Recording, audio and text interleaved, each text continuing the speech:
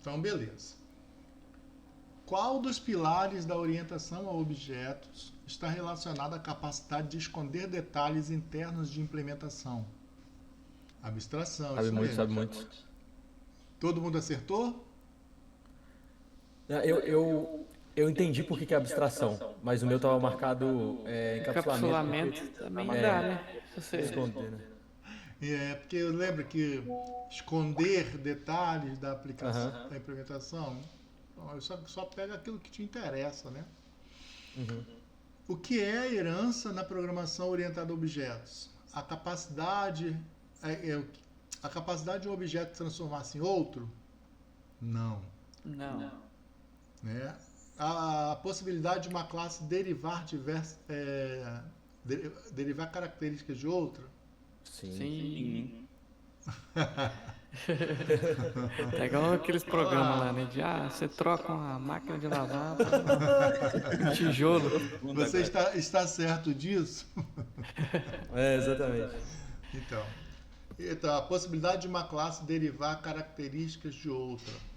E a ocultação de dados sensíveis? Aí, ó. Não, Aí sim. isso aí que é o encapsulamento. Isso aí é encapsulamento. A criação de múltiplos métodos com o mesmo nome? Não. Qual é que melhor se enquadra aqui? B.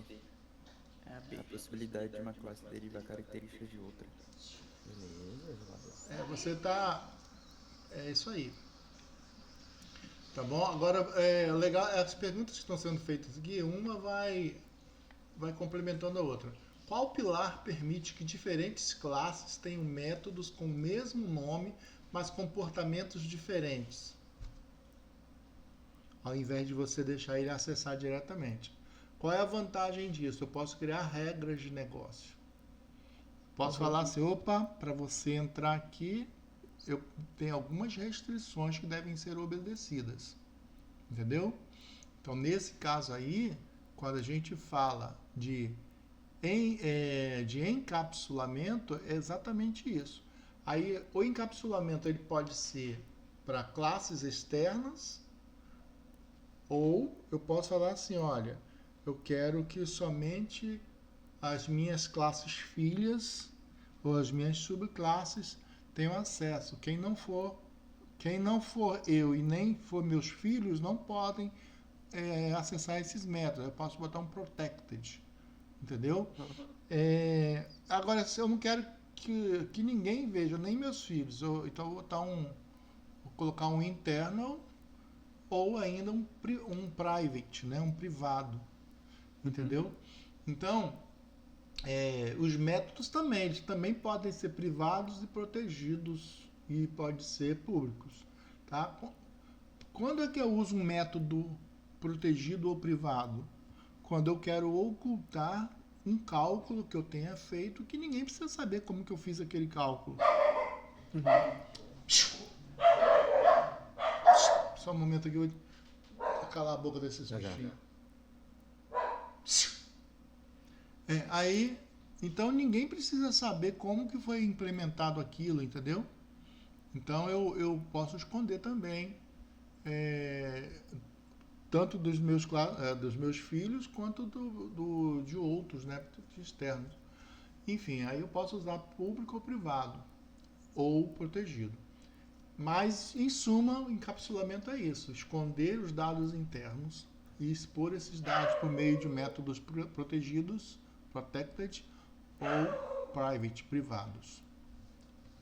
A abstração pode ser definida como, a capacidade de esconder a complexidade e mostrar apenas o essencial, a criação de subclasses a partir de uma classe pai, a proteção de atributos com modificadores de acesso, a sobrecarga de métodos. A capacidade de esconder a complexidade e mostrar apenas o essencial. Aqui, qual dos pilares permite que uma classe filha utilize os métodos e atributos de uma classe pai? Herança.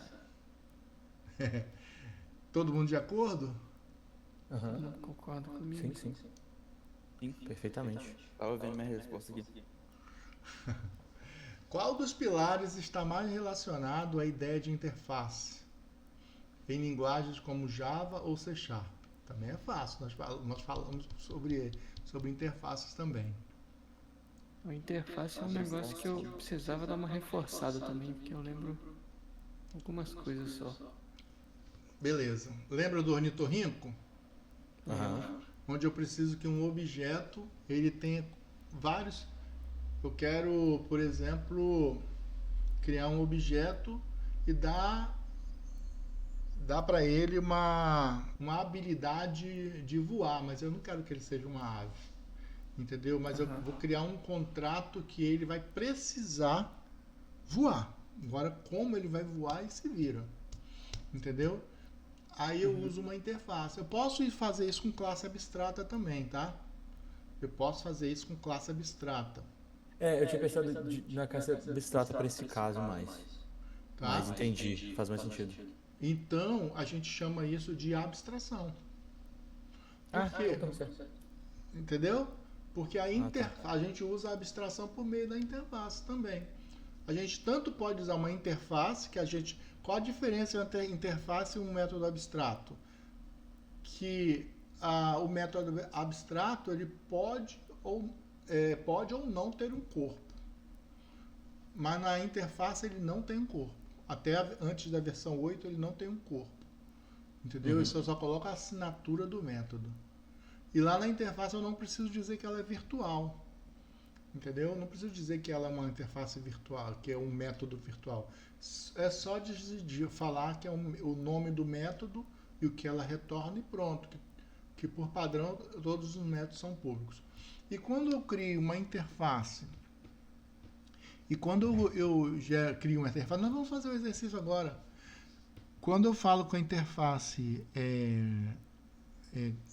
quando eu quero usar a abstração a partir de métodos abstratos, a minha classe filha pode ou não sobrescrever.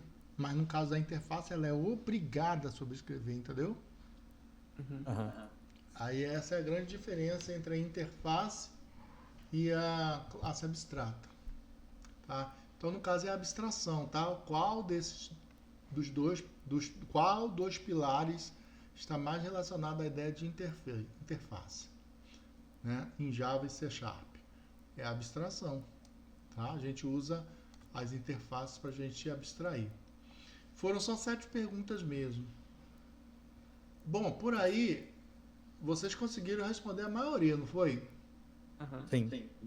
Então significa que vocês têm o básico bom, uma boa base, tá, do que é a orientação a Os conceitos. objetos. Entendeu?